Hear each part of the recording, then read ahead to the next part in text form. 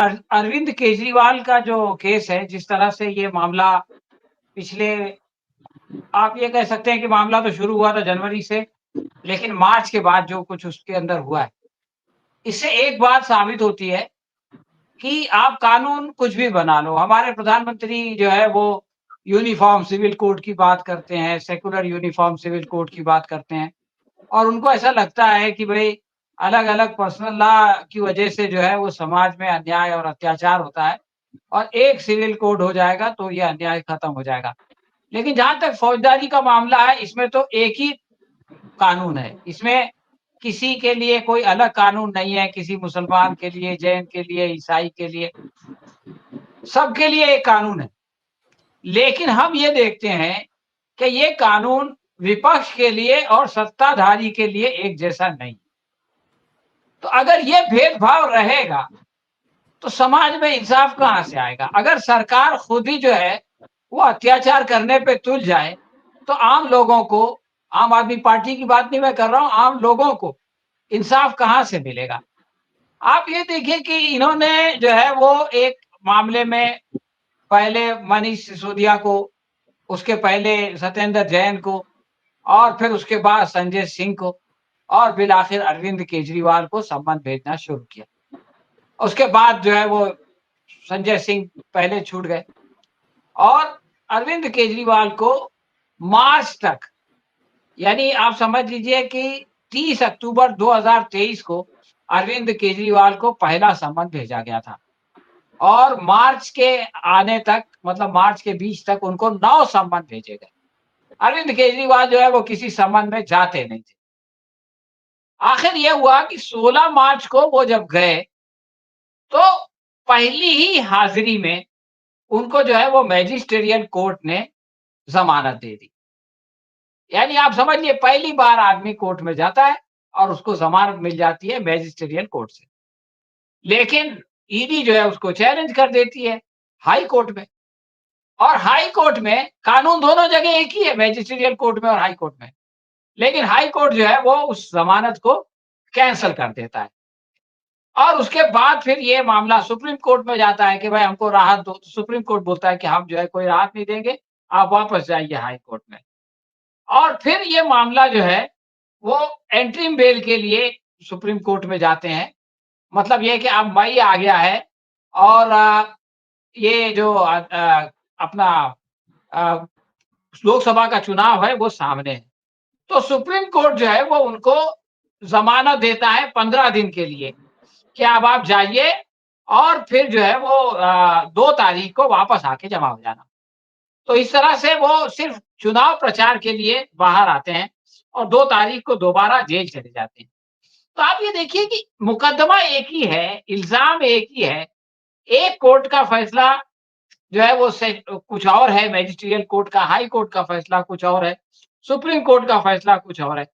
अब supreme court में उनकी जो है वो सुनवाई होती है, फिर हाई कोर्ट में उनको ज़मानत नहीं मिलती है फिर आखिर, तो वो सुप्रीम कोर्ट जाते हैं। सुप्रीम कोर्ट ने उनको 5 अगस्त को ज़मानत दे दिया। अब जिस मामले में सुप्रीम कोर्ट ने ज़मानत दे दिया, उसी ईडी के इल्ज़ाम पे, तो उसी मामले में अब सीबीआई पहुँच गई। उसने कहा कि भाई हमको इससे इन्वेस्टिगेशन करना है। यानी जैसे आसमान से गिरे, तो जनाब वो खजूर में अटक गए। अब ज़मानत उनको मिल गई, उसके बावजूद वो बाहर नहीं आ सके, इसलिए कि सीबीआई ने अपना जो है उसमें टाँग डाल दिया। अब जब सीबीआई ने उसमें ये मामला किया, तो उन्होंने उसको चैलेंज किया। हाई कोर्ट में मामला गया, हाई कोर्ट ने कहा कि नहीं इनकी जो है वो गिरफ्तारी बिल्कुल सही है। फिर सुप्रीम कोर्ट में मामला गया, सीबीआई के खिलाफ बोल रहा हूँ मैं, ईडी का तो मामला खत्म हो गया। तो सुप्रीम कोर्ट ने ये कहा कि भाई उन्होंने 2 चीज़ों को चैलेंज किया। एक तो ये कहा कि मुझको ज़मानत नहीं मिल रही है, इसको चैलेंज किया और मुझको गिरफ्तार क्यों किया गया, इसको चैलेंज किया। तो सीबीआई ने देखिए कितना कलाकारी किया। उसने एक चीज़ और सुप्रीम कोर्ट ने दोनों दोनों में नोटिस दे दिया, तो उसने एक सवाल का जवाब दे दिया और ये कहा कि दूसरे मामले में जवाब देने के लिए उसको और टाइम चाहिए। ये कल की बात है। तो सुप्रीम कोर्ट ने कहा कि ठीक है आपको और टाइम चाहिए तो हम और टाइम आपको देते हैं और आप जो है वो 3 सितंबर को दूसरे का जवाब लेके आना। तो ये जो खेल तमाशा हो रहा है, मतलब ये कि कानूनी दांव पेच के ज़रिए से आप ये देखें कि एक इल्ज़ाम है, मनीष सिसोदिया उससे जो है वो बरी हो जाते हैं। अदालत कहती है कि उनके खिलाफ कोई सबूत नहीं है।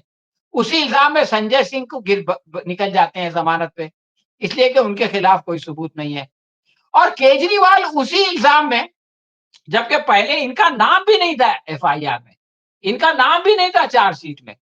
जैसा कि अभी तिवारी साहब बता रहे थे कि जो लोगों को पकड़ा गया, उन्हीं को वादा माफ गवाह बनाया गया और उनको जो है वो इनके खिलाफ गवाह बना के इनको जेल में डाला गया। तो जो असल मुजरिम थे वो वादा माफ गवाह होके बाहर चले गए और उन्होंने जो है अपने आप को अपनी जान बचाने के लिए ईडी के सामने, सीबीआई के सामने जो है वो इनके खिलाफ गवाही दे दी और ये जो है वो जेल में मुख्तलिफ बहानों से इनको आगे बढ़ाया जा रहा है। अब आप देखिए कि सुप्रीम कोर्ट में जिस वक़्त इनको ईडी ने वो दिया, क्या बोलते हैं ज़मानत, तो बड़ी दिलचस्प बात है। उन्होंने कहा कि ये चाहे तो सीएम रह सकते हैं। ये इससे पहले जो हमारे भारत में ट्रेडिशन थी कि जिस सीएम को गिरफ्तार किया जाता था तो वो इस्तीफ़ा दे देता था। केजरीवाल ने कहा कि ऐसा कहीं लिखा नहीं है हमारे संविधान में, मैं नहीं इस्तीफ़ा दूँगा। तो सुप्रीम कोर्ट ने कहा कि ज़मानत पे आप चाहें तो मुख्यमंत्री रह सकते हैं, लेकिन आप मुख्यमंत्री के ऑफिस में नहीं जा सकते।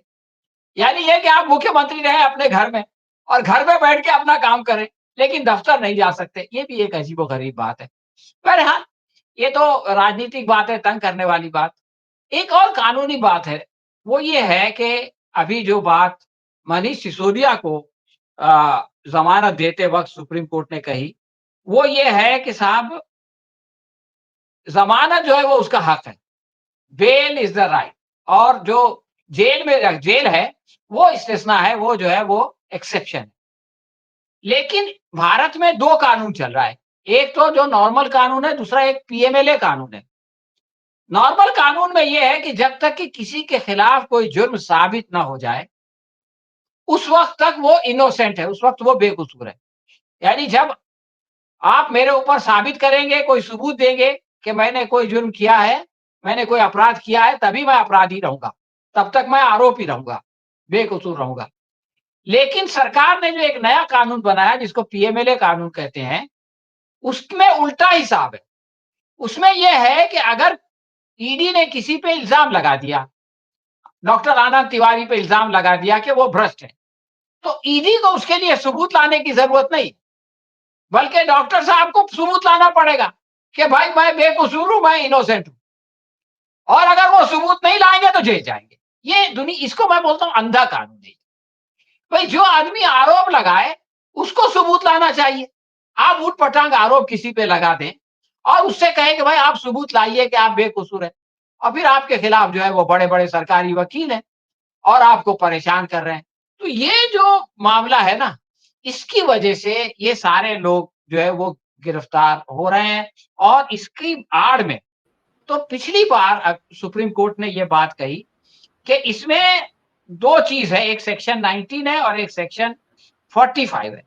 तो 19 जो है उसमें जो है वो जो जुडिशियल ऑफिसर होता है, उसको रिव्यू करने का हक है और सेक्शन 45 में कि जब आप कहते हैं कि भाई मैं सबूत लाऊँ, मैं आरोपी हूँ, तो मैं आरोपी हूँ या नहीं हूँ, मैं सबूत ला सका या नहीं ला सका, इसका फैसला ईडी नहीं करेगी, इसका फैसला अदालत करेगी। ये जस्टिस खन्ना ने ये बात कही और उन्होंने उसी की बुनियाद पर ये कहा कि जो कुछ भी रखा गया है अदालत में, वो कोई ठोस सबूत नहीं है, इसलिए इनको जो है वो ज़मानत दी जाती है। जी, तो ये जो चीज़ें हैं, जो कोर्ट का ऑब्जर्वेशन है कि liberty of the individual is always the rule, जी, सिसोदिया के बारे में कहा, deprivation by procedure established by law and twin test does not take away the principle. यानी ये जो पीएमएलए का जो प्रावधान है, ये इस बेसिक जो मानव अधिकार है, इसको खत्म नहीं कर सकता।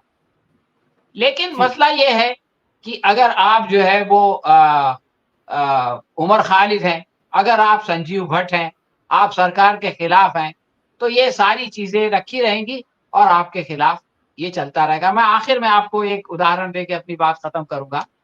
ये जो ईडी वाले हैं, आप ये देखिए कि आपने शुरू में मिसाल दिया था कि हेमंत सोरेन को इन्होंने गिरफ्तार कर लिया। हमारे जो देशमुख थे, अनिल देशमुख, उनको गिरफ्तार कर लिया, उन लोगों को ज़मानतें मिल गई। बाकी मनीष सिसोदिया और उनको ज़मानतें मिल गई, केजरीवाल अभी तक जेल में। तो ये सब लोगों के ऊपर ये लोग भ्रष्टाचार का आरोप लगाते हैं और इनको जेल में डाल देते हैं।